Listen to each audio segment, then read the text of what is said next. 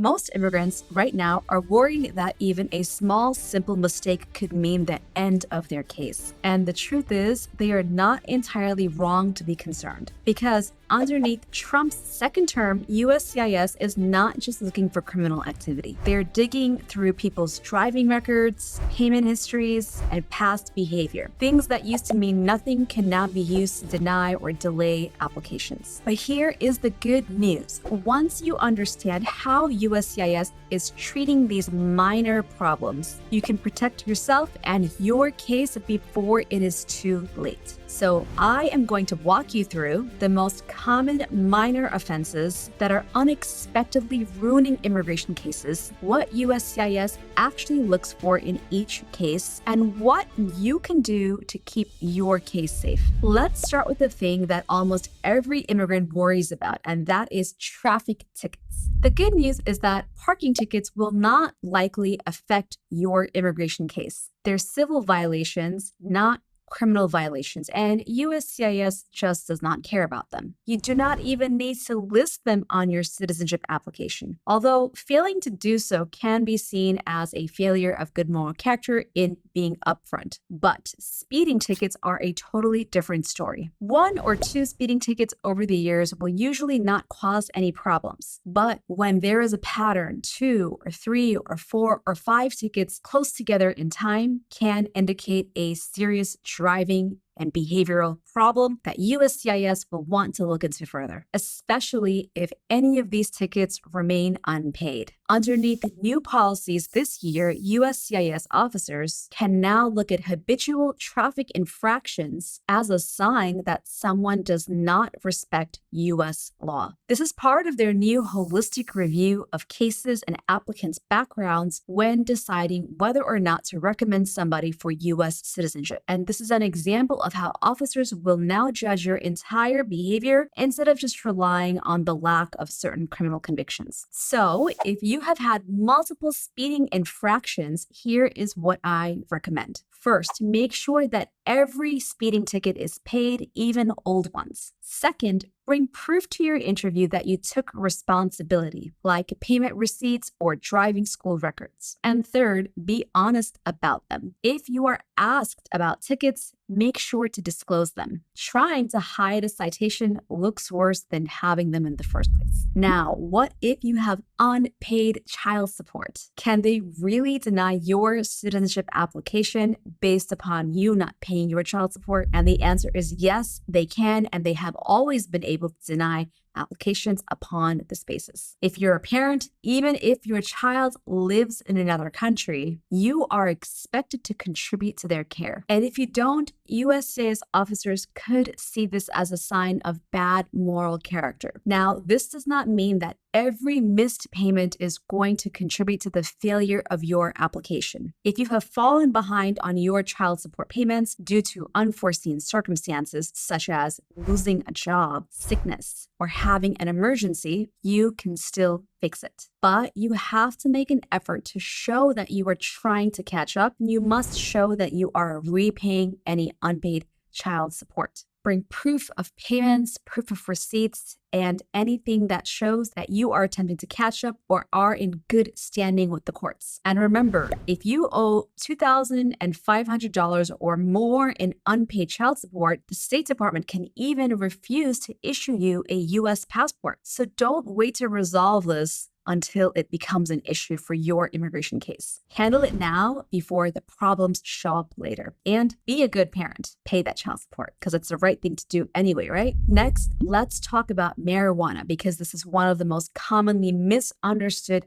items in immigration law, and it is definitely one of the biggest traps that we see. A lot of immigrants think that they are safe because use of marijuana is legal in their state. However, immigration law follows federal law and not state law. And underneath federal law, marijuana is still a Schedule 1 drug, which means that it is in the same category as heroin. This means that even if you have used marijuana legally inside your state, you could still be guilty of federal crimes. You could also be guilty even if you have simply worked at a cannabis store or factory or farm. USCIS still treats this as a controlled substance violation. And this could not only block your green card, it could also block your citizenship and even sometimes place you into deportation proceedings. You don't even need a conviction in order for this problem to become big. Simply admitting to using marijuana for either medical or recreational purposes can make you inadmissible. So what should you do if you have ever used marijuana? First, never volunteer information at an interview. And if you think that your past history can show up in front of immigration, talk to an immigration attorney before you even file. This is one area that you do not want to mess around with. Next, shoplifting can seem like a small mistake,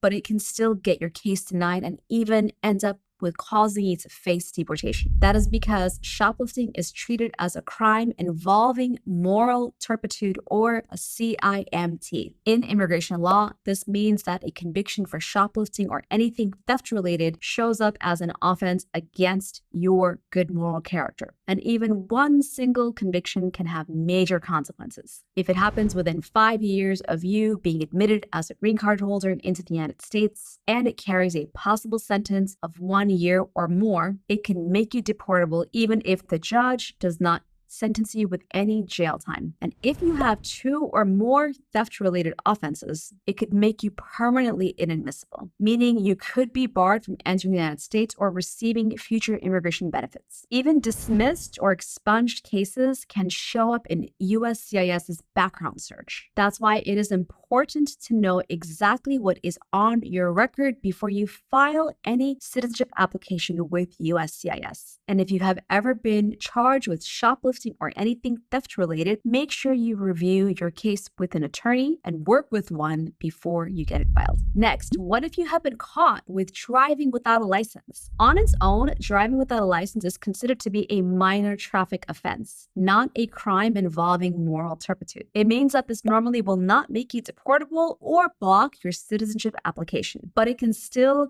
cause you problems depending upon the circumstances through which you received this conviction. If it happens repeatedly or leads to other charges, these patterns can raise questions about whether or not you respect U.S. law. And just like we discussed earlier, the Trump administration's new scrutiny upon your good moral character can raise questions about whether or not you have bad moral character based upon this sort of conviction. And especially, the USCIS officer will take into account any repeated infractions involving driving without a license to decide whether or not you will follow the law. So if you have ever been arrested for driving without a license, don't panic, but make sure you take care of it right away. Pay the fine, resolve any suspensions before driving further, and get your license renewed or updated before you file your immigration application. Real quick, if you have been enjoying this video so far, make sure to give it a like and make sure to subscribe to my channel so you can see more videos that are relevant to you.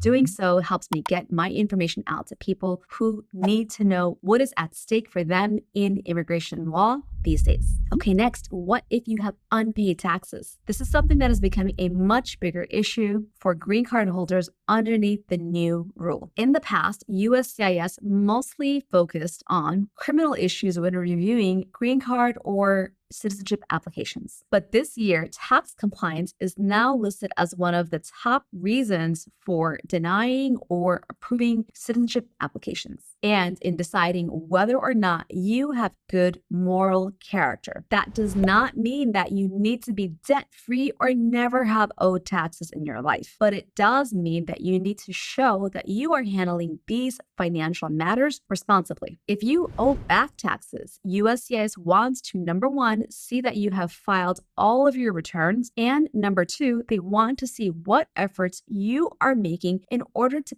pay back taxes that you owe to the government. USCIS wants to see that you are in active repayment plans and current on those repayment plans with the IRS. So before you apply for citizenship, make sure you're up to date on your taxes and returns and ask in order for your IRS transcripts. Make sure every year is accounted for. And if there are any issues, make sure you file any unpaid or unfiled taxes before you file for citizenship. This one step could save you months or even years of delays and frustration, and it prevents a simple financial oversight from becoming a major problem in your immigration journey. Next, does USCIS care if you have filed for bankruptcy? Filing for bankruptcy does not automatically hurt your immigration status. This is because it is a civil process and not a criminal process, and the law allows people to use this as a financial relief when they need it. USCIS understands that financial hardships can happen to anyone at any time. But where bankruptcy becomes a problem is if there is fraud or dishonesty involved when seeking bankruptcy relief, which is a federal tool. This could involve lying about your assets, hiding assets, or trying to discharge debts that are not actually yours. So if you have filed for bankruptcy before, it is okay. Our president has done so, but just make sure you have documentation to show that you did so honestly and with all of your debts disclosed. Next, let's talk about DUIs because this is one of the most serious problems that a person can have that can get in the way of both a green card process as well as citizenship. Even a single DUI can cause major problems for green card holders, and multiple DUIs can lead to a denial underneath the new good moral character standard. USCIS is now instructed to look at DUIs not as traffic offenses, but as signs of risky or unlawful behavior. And in the future, things can get even stricter. There is a proposed bill in Congress called the Protect Our Communities from DUIs Act, which would make even one DUI conviction a deportable offense for non-citizens, including green card holders. This law has not passed yet, but it shows you just how seriously Congress is taking a DUI. So if you are applying for citizenship, you may have to wait several years after DUI conviction, especially if this happened recently. And during this time, you have to show remorse, regret, and rehabilitation. You need to stay out of trouble and show what active steps you are taking to show that you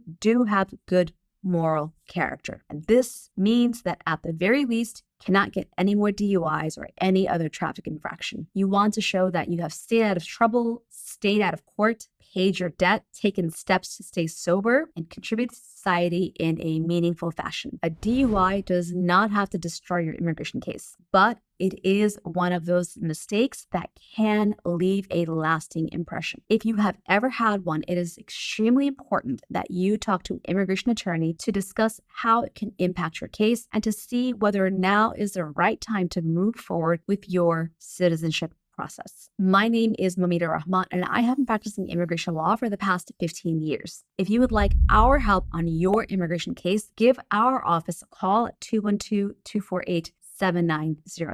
Although we are based in New York City, we work with clients all over the United States. Now, one of the things that we just talked about was the new good moral character standard and how it is being used underneath the Trump administration. USCIS is now using the good moral character rule to decide whether or not you should become a U.S. citizen. This means that your entire history, your finances, your driving records, your tax payments, your child support, almost anything can be looked into to decide whether or not you have good moral character. And things that you thought were behind you can now be used against you. But here's the thing. Once you understand how these rules work, you can turn them in your favor. So if you are planning to apply for citizenship, make sure you watch my video where I break down exactly how the law is going to be used, how they are being applied underneath Trump, and what you can do right now to make sure that you don't get denied. I'll include a link to that video here. Click next and I'll see you there.